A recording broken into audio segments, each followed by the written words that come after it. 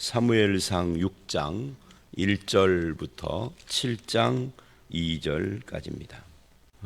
이건 오늘 말씀은 꽤 길게 우리가 읽었는데요. 돌아온 법궤에 대한 이야기입니다. 이 말씀의 결론은 이스라엘이 하나님을 사모했다 하는 것으로 나오고, 이 기럇 여아림에서 20년 동안 법궤가 머무는 그런 내용이죠. 20년 동안 법궤가 머물러 있는 동안 이스라엘이 이 하나님을 사모했다, 이렇게 마무리를 했어요. 그래서 오늘 말씀은 거룩하신 하나님 앞에 누가 능히 서리오 라고 하는 20절 말씀이 핵심 구절이라고 할 수가 있습니다. 그리고 이 궤라는 말이 오늘 본문에서 16번이나 등장을 해요. 그러니까 상당히 중요한 그 핵심 단어이죠. 5장서부터 오늘 말씀까지로 치면 이 궤라는 말이 28번이나 나옵니다. 총 전체 35구절 중에 이 5장부터 7장에서 그렇게 집중적으로 거론이 되고 있는데, 무슨 말씀을 하려고 하느냐 하는 거죠. 5장에서는 블레셋 사람들의 그 미신화 현상, 미신과 신비화 현상들을 말을 했고, 오늘 6장은 이제 그에 따라서 이제 궤를 보낼 때 그냥 보내면 안 된다, 어떻게 할까 하고 의논하는 것으로부터 시작을 해요. 그게 1, 2절이죠. 여호와의 궤가 7달을 있었는데 블레셋 사람들이 우리가 여호와의 궤를 어떻게 할까, 어떻게 그 있던 곳으로 보낼 것인지 우리에게 가르쳐라 하고 제사장들과 복술자들을 불러서 물어봅니다. 그래서 우리는 이 6장 1절서부터 7장 2절에서 하나님의 언약궤 또는 법궤라고도 부르죠. 이 언약궤가 사람들에게 복일까 저주일까 하는 것을 생각을 해봐야 합니다. 1절과 2절을 보면 7개월 동안 블레셋에 이 하나님의 법궤가 있을 때 그것이 저들에게 엄청난 고통을 주고 저주라고 생각을 했어요.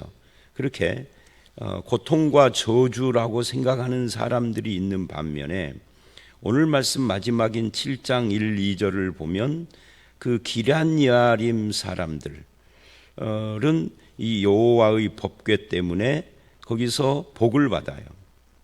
그러니까 어떤 사람에게는 저주고 어떤 사람에게는 복이 되는 거죠. 그리고 이것 때문에 20년을 하나님을 사모하는 사람들이 생겼다. 그래서 이제 각자 이 하나님의 법궤에 대한 태도가 다른 거죠.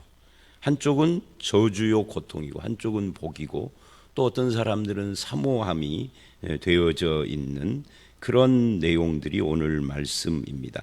특히 이 7장 1절을 보면 기럇 여아림 사람들이 와서 여호와의 궤를 옮겨 산에 사는 아비나답의 집에 드렸다. 이 산에 살았다라고 하는 거 보니까 이 사람이 조금 특별한 사람처럼 보입니다. 그래서 이 아비나답의 집이 복을 받는 모습, 이게 이제 나중에 사람들이 그거를 보고 이 법궤를 우리에게 옮겨와야 되겠다라고 고백을 하는 그런 때가 오죠. 이 산이 어디냐 하는 거예요. 이 산이 어디냐 하면은 놀랍게도 이 산이 기브아 산이에요. 근데 여러분, 기브아가 어떤 곳이죠?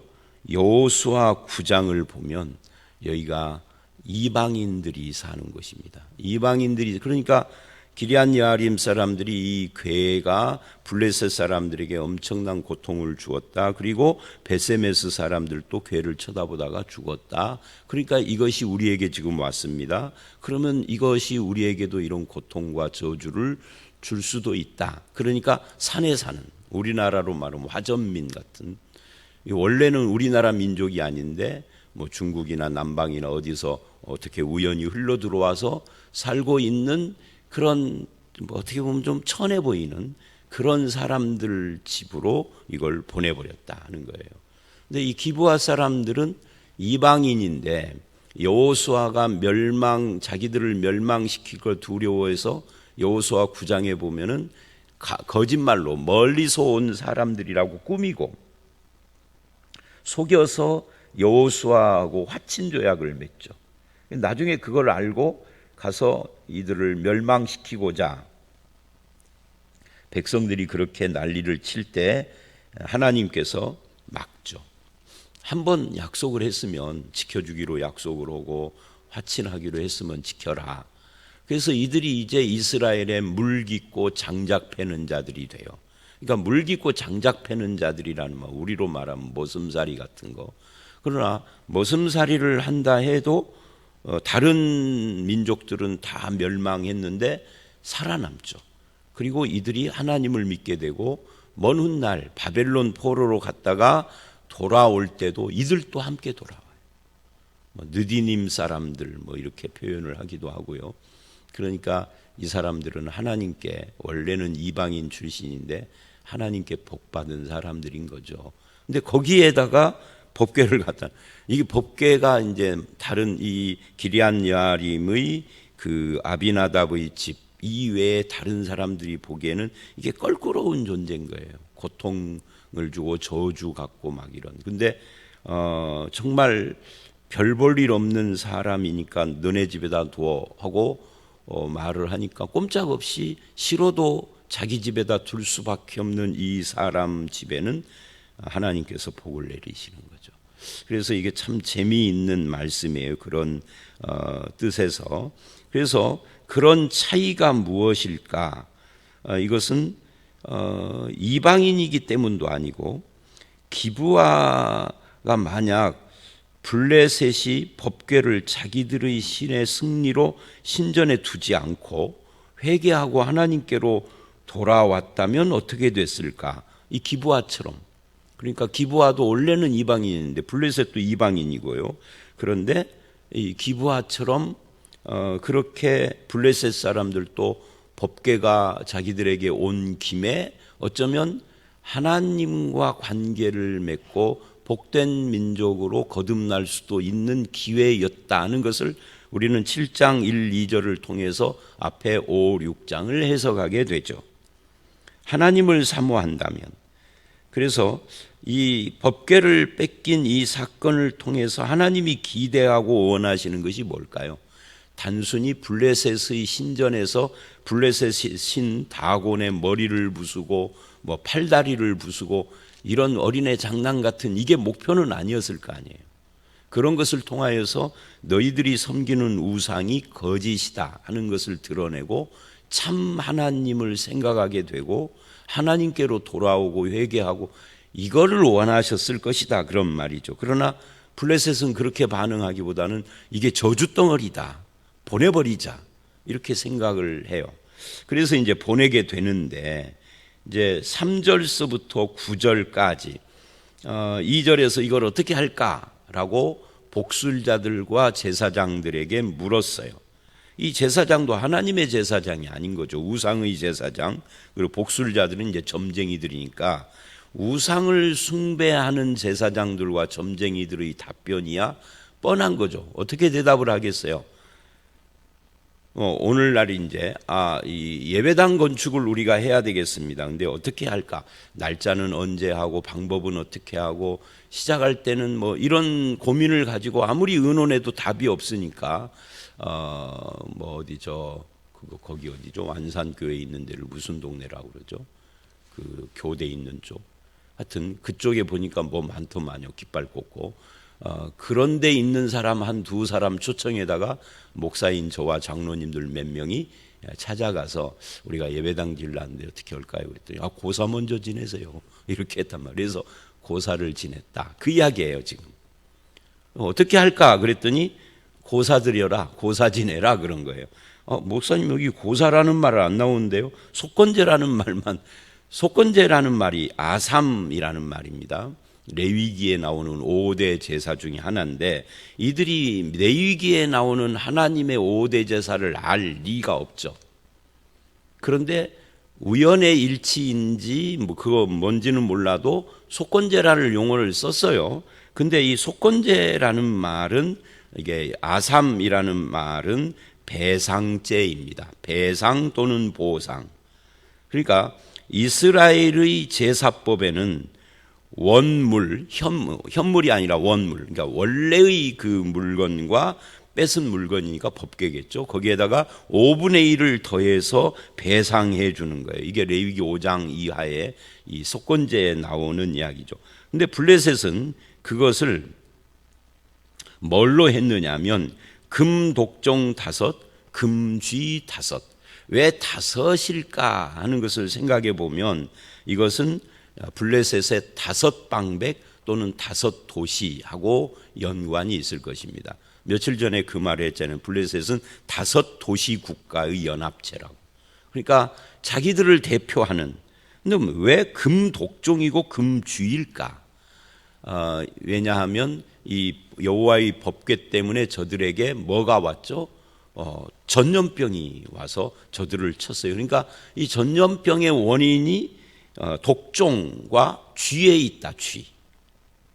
쥐가 돌아다니면서 뭐 페스트처럼 이게 돌아다니면서 전염병을 퍼뜨린다. 그러니 그거고 같은 모양의 금으로 만든 쥐와 독종을 여호와께 바치는 배상의 제사, 그러니까 아삼을 속건제를 드려라. 그러면서 5절에 이것이 하나님께 영광 돌리는 방법이다 그래요. 하나님은 이런 걸로 영광 안 받죠. 하나님이 언제 영광을 받죠? 믿는 자들에게는 하나님의 말씀과 그 뜻을 따라 순종하는 삶을 살 때 영광 받아요. 찬송할 때 받는 것도 아니고 기도할 때 받는 것도 아니고 기도와 찬송을 하는 그 사람이 사는 삶에서 영광 받는 거죠. 그럼 안 믿는 사람은 회개하고 돌아와서 하나님을 믿는 것으로 영광 받는 거죠. 근데 이들은 그렇게 생각하지 않고 고사 지내는 같은 그런 걸로 영광 받는 줄로 그렇게 착각을 하면 왜요? 원래 미신을 믿는 사람들이니까. 미신과 우상에 찌든 사람들의 사고방식이 그런 거죠. 우리나라다 너네 나라나 다 똑같아요. 미신 우상은. 그죠? 그 미신 우상의 대상의 이름만 바꿔서 다 비슷비슷한 겁니다. 이렇게 한 이유를 4절과 5절을 보면 이것이 내린 재앙과 같다 이렇게 말을 해요. 내린 재앙과 같다 이 말은 종기 형상, 금독종은 종기의 형상, 그들에게 종기가 나고 막으니까 그 형상대로 금으로 만들었고, 그리고 쥐 형상은 전염병을 옮기는 존재이니까 쥐 형상, 이게 내린 재앙과 같다. 이게 굉장히 미신적인 거죠. 그리고 이제 그렇게 5절까지 4절 5절에서 말을 하고 나중에 17절 18절을 보면 이렇게 이야기를 하죠. 블레셋 사람이 여호와께 속건제물로 드린 금독종은 이러하니 아스돗을 위하여 가사를 위하여 아스글론을 위하여 가드를 위하여 에그론을 위하여. 제가 아까 말씀드린 그게 바로 블레셋의 5도시 그리고 그 도시의 방백들을 말한다고. 그러니까 우리하고 똑같은 하나하나를, 그러니까 이게 미신적인 사고 방식인 거예요. 어느 나라든지 미신 우상은 다 비슷하게 이런 식인 거죠. 그리고 18절 드린 바 금쥐들은 견고한 성읍에서부터 시골의 마을에까지 사람들이 여호와의 궤를 큰 돌에 이르기까지 5방백들에게 속한 블레셋 사람들이 모든 성읍의 수대로였다. 그 돌은 이 베세메스 사람 여호수아의 밭에 오늘까지 있더라. 이렇게 이 사건을 마무리합니다.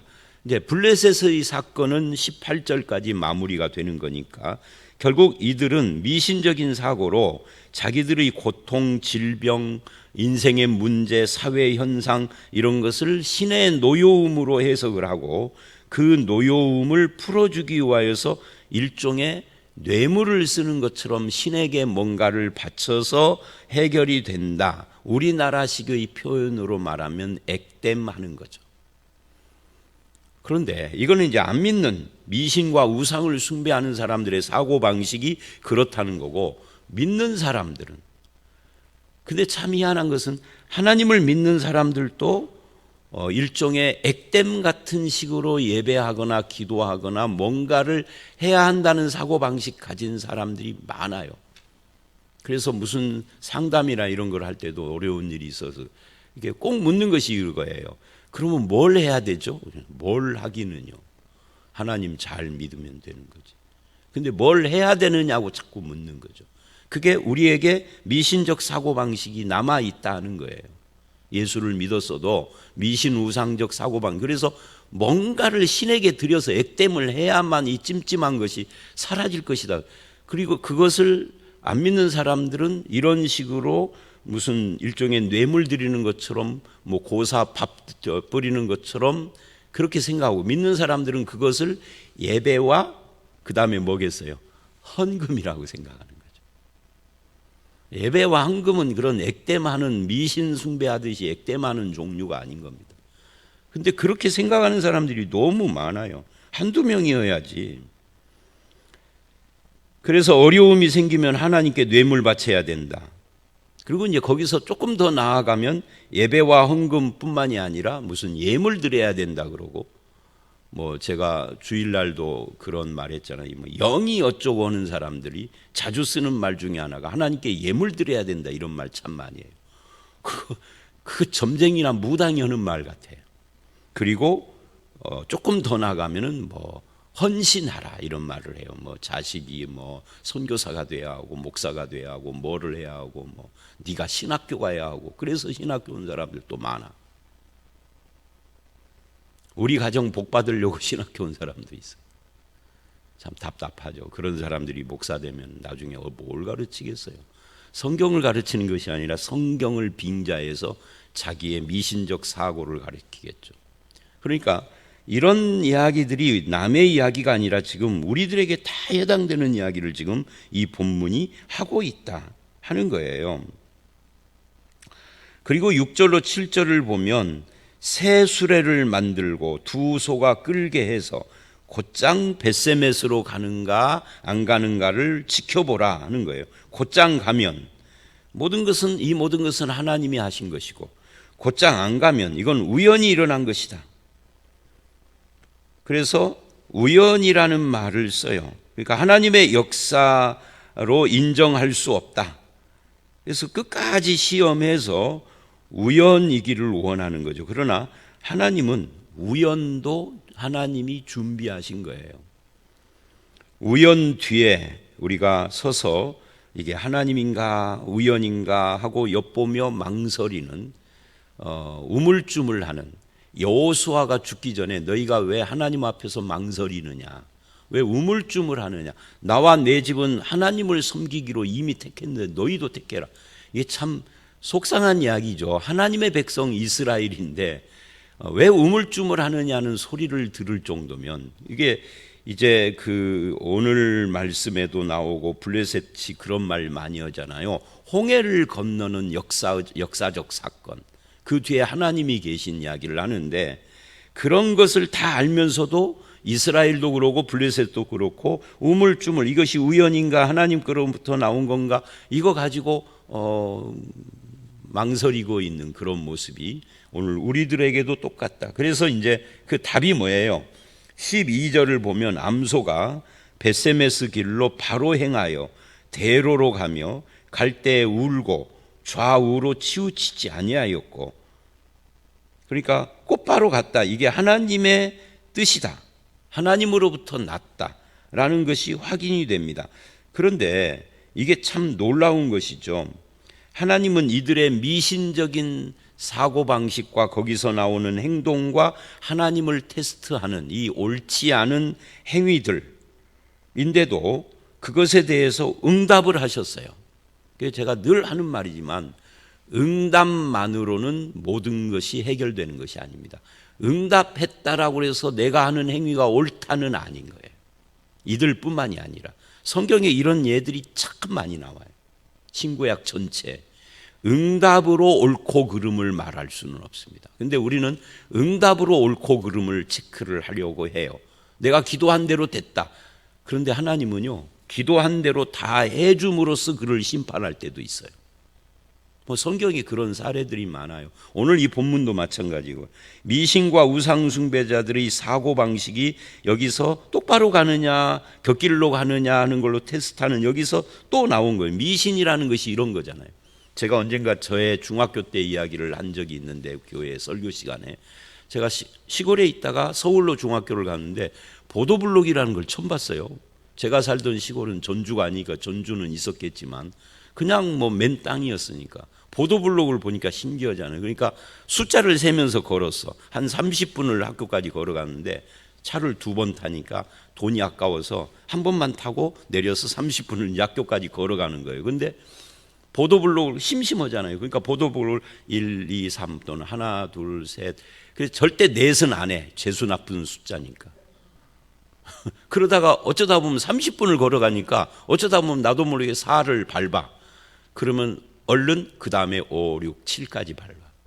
이게 뭐죠? 미신적 사고방식이죠. 이거 똑같은 이야기예요. 그죠? 이런 미신적 사고방식. 이쪽으로 가면, 뭐, 곱게 가면, 삐뚤이 가면, 이건 지네들이 만든 뭐예요? 기준인 거죠. 이걸로 하나님을 평가하려고 그러는 거예요. 하나님의 뜻이냐, 아니냐. 하나님께로부터 내린 것이냐, 아니냐. 우리도 그런 것들이 있다고요. 그런데 그렇게 하나님을 시험하는 태도에 대하여 하나님이 응답했다라는 것이 더 놀랍다. 그래서 응답이 항상 선한 건 아니다. 옳은 건 아니다. 응답으로 체크를 선과 옳음을 체크하면 안 된다는 거예요. 그러면 이들의 미신적 사고가 옳다는 것이 되어버리죠. 근데 하나님은 응답해 놨는데 그런데 우리에게 이들은 미신적으로 이렇게 했다는 걸 깨닫게 해주죠. 그래서 여기서 이제 또 더 나아가서 어떤 생각을 하느냐면 짐승의 본성까지도 누가 다스려요? 하나님이 다스리신다 하는 것을 알 수 있게 됩니다. 저는 옛날에 전도사 시절에 이 구절을 가지고 담임 목사가 설교할 이번 주일날 말한 그분 말고 또 다른 설교하는 소리를 들었는데 이 새술에 꽂혀가지고 이 양반은 새술에 여기에 꽂혀서 뭐 헌금을 할 때도 새 걸로 드려야 되고 뭐 새 걸로 이 새 것 이꼴 정성 그래서 하나님이 응답했다 막 이쪽으로 가는데 사람들이 다 아멘 아멘 하는 걸 봤어요. 그런데 이 미신적 사고방식 이것 가지고 우리의 본으로 삼는 건 웃기는 거죠. 자, 그 다음에 이제 이 복술자들의 이 충고대로 10절로 18절을 보면 저들이 실행을 합니다. 베세메스 사람들이 이제 13절로 15절을 보면 베세메스 사람들이 하나님의 징계 앞에서 보인 태도가 나오고요. 거기에 보면 베세메스 사람들이 밀을 베다가 눈을 들어 괴를 보고 그 본 것을 기뻐하더니 이제 뭐 수레의 나무를 패고 그 암소들을 번제물로 여호와께 드리고 이걸 가지고도 뭐 의미 부여를 해가지고 하나님께 뭘 바쳐야 된다 이렇게 설교하는 소리도 제가 많이 여러 번 들은 기억이 나는데 그렇게 하고 그 이제 이런 이야기들이 쭉 가는데 이제 문제는 어떤 이야기냐면 19절을 보면 이 베세메스 사람들이 여호와의 궤를 들여다본 까닭에 그들을 치사 5만을 과로를 했어요. 70명을 죽이신지라. 이 왜 과로를 했느냐면 어떤 뭐예요? 사본이라는 것이 원본에서 베낀 걸 사본이라고 합니다. 옛날에 인쇄술이 발달하지 않은 사람의 손으로. 근데 사람의 손으로 베끼다 보면은 잘못 베낄 때가 있잖아요. 그래서 어떤 사본에는 5만 70명이고 어떤 사본에는 그냥 70명이고 그래서 많은 사람들이 현대에 와서 5만이라는 것은 이건 좀 잘못 베꼈을 것이다. 사본이. 70명이 더 맞을 것이다 라고 생각을 하죠. 뭐 그거는 이제 각자 생각에 따라서 뭐 정확한 건 알 수가 없어요. 그런데 죽이신지라 백성들이 크게 슬퍼했다. 그러니까 하나님이 치신 거예요. 왜 치셨을까요?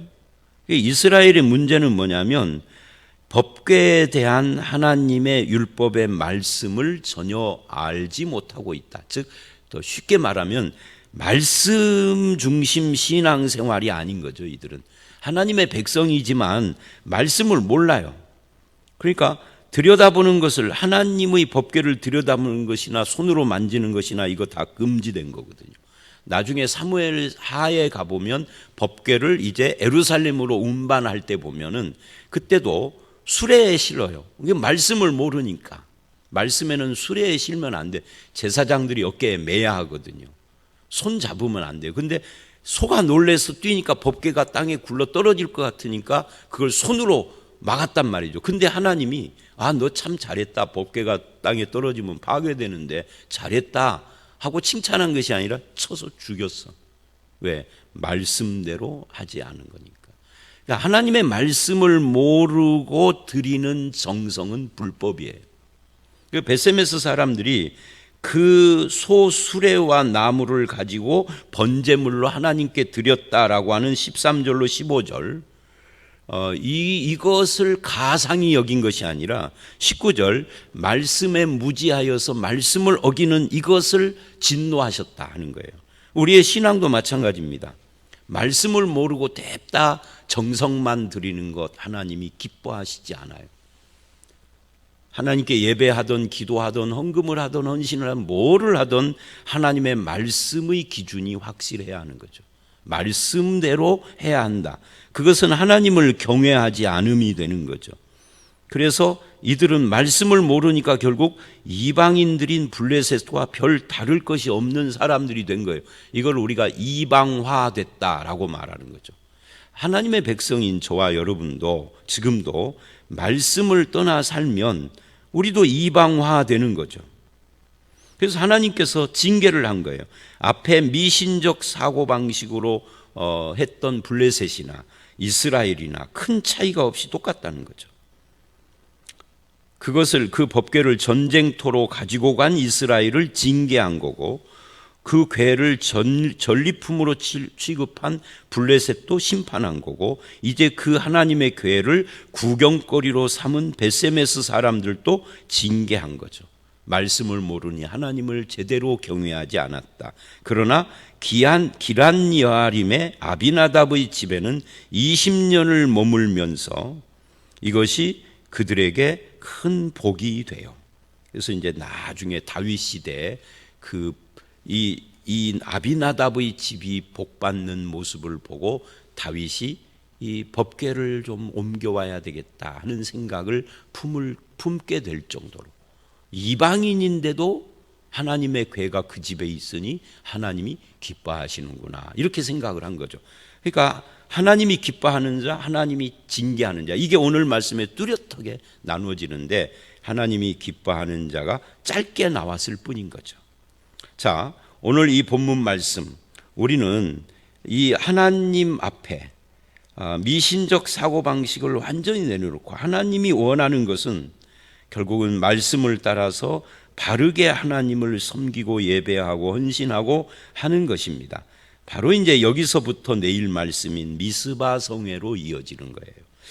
저와 여러분의 삶이 하나님의 뜻대로 살아서 하나님께 영광을 돌리는 그런 삶의 열매를 맺는 저와 여러분들이 되시기를 주의 이름으로 축원합니다. 함께 기도하겠습니다.